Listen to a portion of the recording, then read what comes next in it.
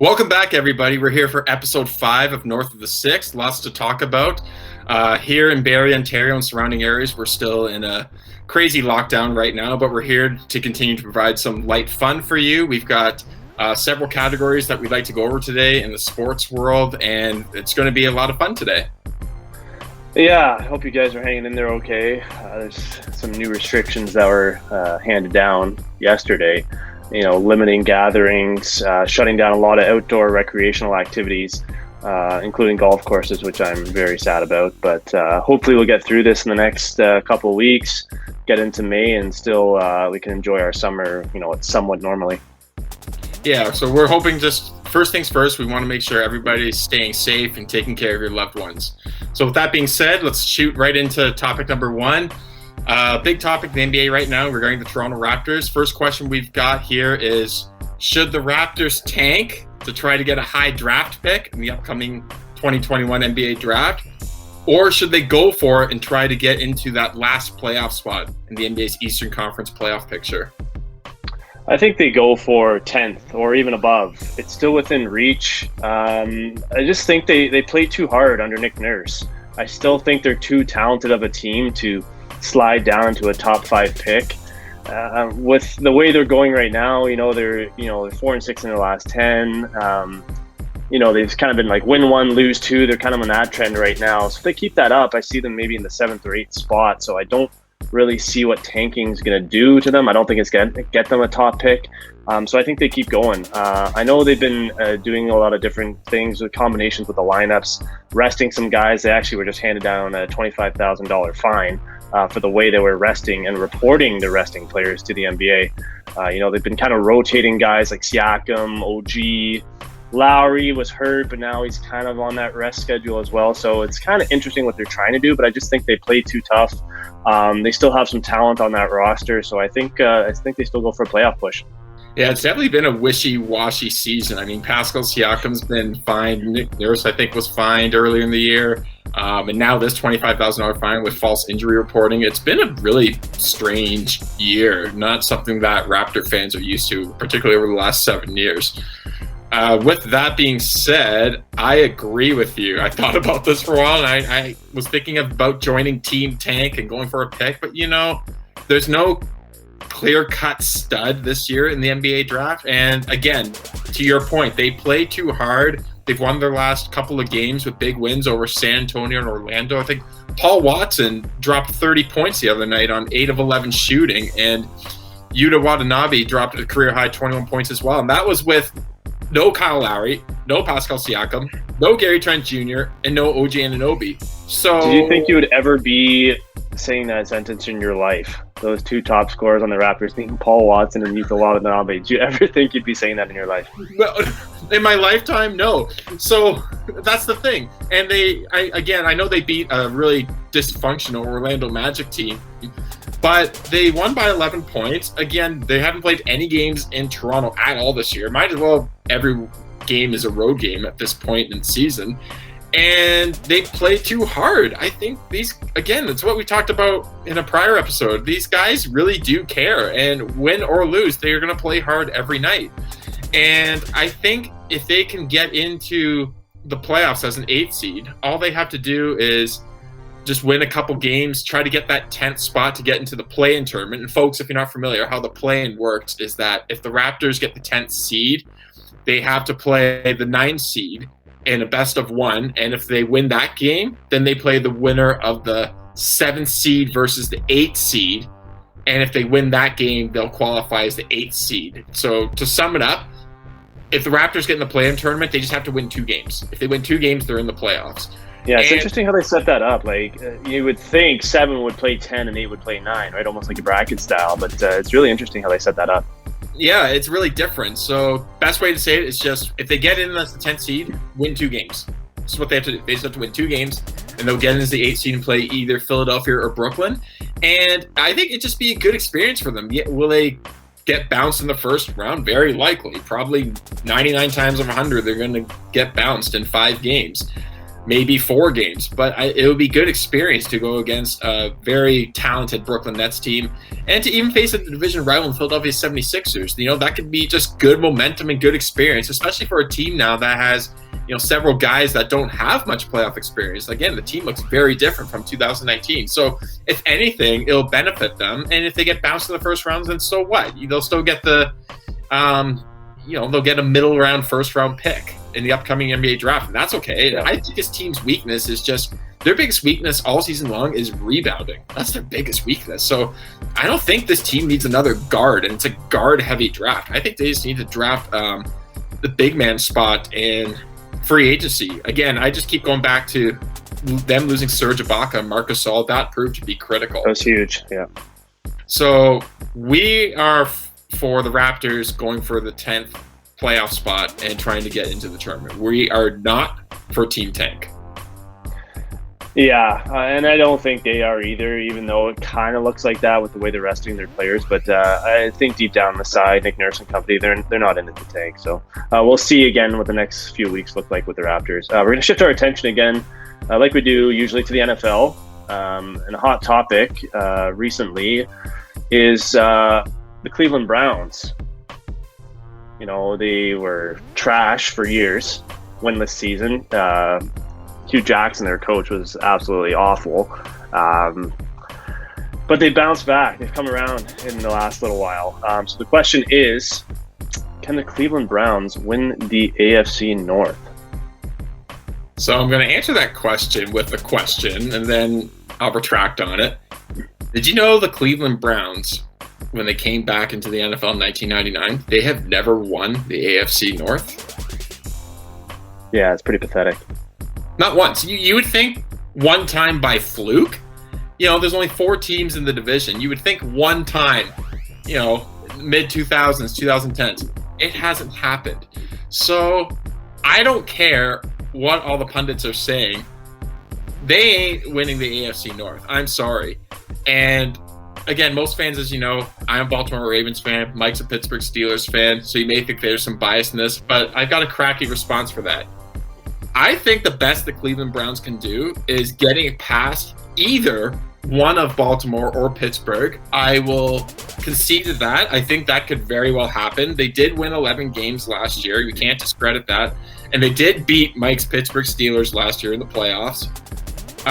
But for them to get past both Baltimore and Pittsburgh, 2 franchises that historically win, still have their top coaches, still have great rosters, historically do well in the draft, I see that as a big uphill to climb.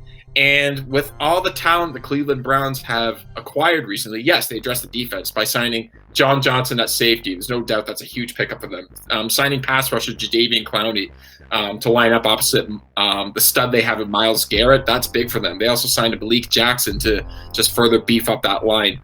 They have a great O-line, great running game with Kareem Hunt and Chubb, yeah, thank you. Kareem Hunt and Nick Chubb. And a terrific offensive line. And I think they have Odell Beckham Jr. coming back. He's still in a Browns uniform as far as I know. And it just keeps coming down to – it still comes down to the play of the quarterback. And the Cleveland Browns, yes, they were 11-5 last year. Their point differential, though, they were the one playoff team that made the NFL postseason with, I think, a point differential that was around the same. I think their points for, points against for the duration of the season was about the same. So that means they won a lot of close ball games last year. And when they played Pittsburgh and Baltimore last year, they had a tough time in a few of those games. And so, again, just for them to win the AFC North, they have to prove it to me. Yeah, and they've been overrated, like you mentioned, the last couple of years, and it was big expectations on them in recent seasons, and it usually ends up being the Browns being the Browns. But I think they have a chance to win the AFC North. And I'm going to put a big if in there, and that's if Baker Mayfield takes a step forward. I think he's been okay so far in his career. Good, not great. I think if he can just be kind of that game manager, kind of like an Alex Smith type, not try to be a hero.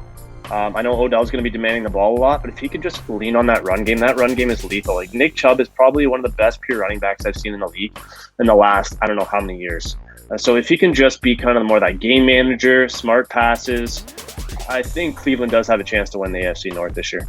Well, what percentage do you give them? Like, what defined chance? I'm going to say slightly better than 50% chance of winning it. And I know the other teams in the AFC North are aging. Joe Burrow's still up and coming, but since he's not there yet, and under Mike Tomlin, the Steelers have underperformed. We've seen it in the last how many years, right? So I think Cleveland does have a decent chance of winning the North. So you're saying above 50%. So you're saying they are the favorite. That's what you're saying. I think they're a slight favorite right now. Oh, it's ridiculous. Are you kidding me? Again, this franchise has never won the AFC North. They had to play Mike Tomlin, those Pittsburgh Steelers, twice a year. John Harbaugh and the Baltimore Ravens twice a year. I think they have a daunting road schedule. I think they have to go to Green Bay. They have to go to Kansas City. And you think teams just, again, are going to roll over to this team? Cleveland's on the radar now, too. So teams, I think, are going to be better prepped for these guys as well. And the pressure's just going to mount, I think, on a Baker Mayfield. And, you know, a blessing in the... What's the opposite of blessing in disguise? I think if Odell Beckham comes back to the lineup, that might affect Baker Mayfield's play, because I truly think why he did turn it on midway through the season, but why I think he turned it on was because, you know, God bless him, Odell Beckham went down, but when he went down with the ACL injury, that opened up their passing game, because it made it feel as if, to me, Baker Mayfield didn't have to force the ball to Odell Beckham. Yeah, it's more well-balanced, for sure. Now with Beckham coming back, is there going to be too much, you know, of him demanding the ball and forcing the offense and Cleveland revolting back to their turnover-prone ways? Believe it or not, I think that could be an issue for this team. Yeah, that's what I say. You know, it is a big if, but again, if Mayfield can focus, I don't know, if the team can focus on him, maybe attempting anywhere from 20 to 25 passes per game, you know, going for a high completion percentage and just focusing on that run game, you know, I think they might be the team to beat in the North. The Steelers have the toughest schedule in the league this year. The Ravens, again, strong defense, pretty well-rounded offense. They don't have the weapons at receiver like other teams do. But Lamar Jackson also needs to take a step forward if they want to win the North. So I think Cleveland does have a good chance. But what do Baltimore and Pittsburgh historically do well in? The upcoming draft. Right. That's the big wild card to consider. And, you know, with this 17th game here, it wouldn't surprise me if the Cleveland Browns, you know how 17 games now, teams are going to finish, you know, 9-8, 8-9, 7-10, 10-7, etc. I think they could be the first team to go 8-1. That's how mediocre I think this team is. You usually got to throw a tie. It seems like Cleveland in the last, I don't know how many years, seems to always tie. I don't know, there's always a tie thrown in there somewhere. So, Mike says AFC North favorites. I disagree. I think they could get in as a wild card, though. We'll address this further once the NFL draft concludes in a couple weeks. Switching back to the NBA, another hot topic. We're getting closer to the playoffs. It's getting more and more exciting. The Western Conference playoff picture we saw, unfortunately for the Denver Nuggets, Canadian star player Jamal Murray went down with an ACL tear. Very unfortunate. I think that just, without getting into this too much, I think that just completely destroyed the Denver Nuggets' chances of getting to the NBA Finals. So I think they're a first-round exit now. That shifts attention to the Los Angeles Lakers and the Los Angeles Clippers. Which LA team do you trust more to make a deep playoff run? I trust the LA Clippers featuring Mafuzi Chef and company. I think they're a younger team. I think they're more well-balanced. I think they have better shooters. And I think the biggest thing is that sour taste in their mouth from last year's playoffs. So I think they're going to be really, really hungry and focused. Kawhi's going to have those guys focused. He's probably the most focused player in the league. He's going to really have them focused for a deep playoff run. So I see the Clippers going to the West Finals with that well-balanced, well-rounded, good rebounding team. You throw in a guy like Ibaka, a Luke Kennard can shoot the three really, really well. So I got the Clippers. Wow, the Clippers are loaded. I can't deny that. Again, they have Kawhi Leonard. Paul George has been playing out of his mind the last couple weeks. I think dropping 30 on any given night. They have the depth. Marcus Morris Sr.'s been playing really well. Adding Rajon Rondo, I think that could be a big factor for them. He's got great playoff experience. Even Reggie Jackson coming off the bench, he can give you 20 points any given night. They're certainly talented. They don't have LeBron James. They don't have Anthony Davis. They don't have much guys on that Clippers team with significant championship experience. I know Serge Ibaka was on that team winning with the Raptors. I agree. Kawhi. The Los Angeles Lakers, though, they still have key pieces on that roster that were on the championship team last year. And LeBron James and Anthony Davis, I think there's something going on that the general public doesn't know about. I think they are injured. I agree with that, but I think they're going to be ready to go come playoff time. I think they're going to be fuel is going to be in the tank for both these guys, and along with their supporting cast, Andre Drummond's looked to be a very good pickup for them to help shore up their center front court depth. Kentavious Caldwell-Pope can drop 20 points on any given night. Even Kyle Kuzma, I know he's extremely streaky, but he had some big playoff games last year. And then Dennis Schroeder at the point. I don't know. The Lakers, if there's something when it comes to the playoffs, I'm going to roll with the Los Angeles Lakers to make a deep playoff run. And I don't trust Paul George in the playoffs. Tell me one year that he's had a decent postseason. Yeah, it's hard to put, his stats up against the other good players that you mentioned in the playoffs. It is tough. He's had his shortcomings for sure in the playoffs. But Andre Drummond, I think he's pretty much washed up at this point. He can still rebound the ball, but he has limited offensive upside. So I just can't see how you can put the Lakers ahead of the Clippers at this point. And how many championships does Kawhi have? Yeah, Kawhi's got two. LeBron's been to 10 finals. How many has he won? He's been to 10. He's converted Anthony Davis into a winner now. And the man, I still call him the greatest player in the NBA right now. A couple years time that might change, but right now, again, I think he's going to be coming back to playoffs, and he's just going to be a force. And if they finish as the 5th seed or the 2nd seed or the 7th seed, I don't think it matters. I don't think they care. I don't think they care who they play. There's not going to be home court advantage anyway. Maybe in some arenas there'll be some fans here and there, but really home court advantage isn't a thing in the playoffs. And look what the Clippers did last year. They completely fell apart in the second round of the playoffs. And you mentioning Andre Drummond's got no offensive game, they don't need him to have an offensive game. They just need him to rebound the ball and block shots. He's probably going to be the 5th option on the floor when he's on the floor. His job is just to rebound and block the ball. So I think the Los Angeles Lakers are definitely just in the better position. And the Clippers, I think, there's a strange curse with that franchise. I mean, that franchise has never been to the Western Conference Finals. I don't know if it's a little bit of voodooism in the air. I don't know what it may be, but I think the Lakers are definitely more poised. I think it'll be exciting to watch them both in the playoffs for sure. I like the Clippers. More well-rounded, better shooting team. It's going to come down to three-point shooting, I think, a lot in the playoffs. And when they double-team guys like LeBron and AD, who are the Lakers going to rely on to shoot the ball? So that's my biggest question. I just told you. They have Kentavious Caldwell-Pope and Kyle Kuzma. Okay. What does your team have? Yeah, my Clippers? Yeah, but do they have any clutch shooting? Do they have clutch shooting on that team? Well, Kawhi is probably the most clutch player in the league in the last 5 or so years. So, yeah, I would think they have clutch shooting on the team, clutch players. The man who completely fell apart in Game 7 last year against the Denver Nuggets? Yeah, okay, it's going to happen every now and again, but look at his body of work as a whole. He's been really impressive in the playoffs, and I can't see that. Paul George, I think, is going to step up this year. I really think he is. Like you mentioned, he's been on a tear the last little while, so I think he's going to carry that forward in the playoffs. So playoff P, he's going to arrive, eh? Is that what you're saying? Playoff P? That's what I'm saying, yeah. Not pandemic P, it'll be playoff P? I think so. Before we go, I'm going to put you on the spot here. Something happened last week in Toronto sports. Doesn't happen too often anymore.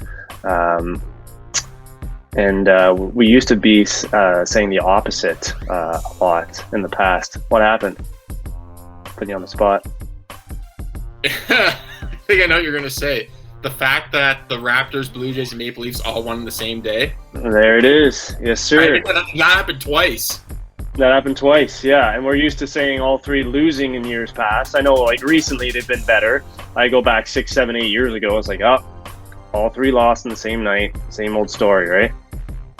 Yeah, so there's a little bonus fact for you guys. Look it up. All three Toronto teams won on the same day twice. within the last couple weeks. And to Mike's point, I don't remember the last time that's happened. If you guys want to research it and send it to us, deliver it to us in any form of messaging, please let us know, because it's not often that this phenomenon happens. Yeah, and let's hope it continues on the rest of the season. Hope the Jays get hot. Hope the Raptors make that playoff push, and the Leafs again have been strong all year. So let's hope they keep it up. Anyways, guys, thanks for tuning in. Episode 5. Can't believe we're already 5 episodes in. But thanks a lot for your support. Thanks for subscribing and following along. Looking forward to more episodes coming up. Yeah, we appreciate the support, guys, and we look forward to sharing more fun content with you. Again, stay safe, take care of your families, all the best, and we'll see you soon.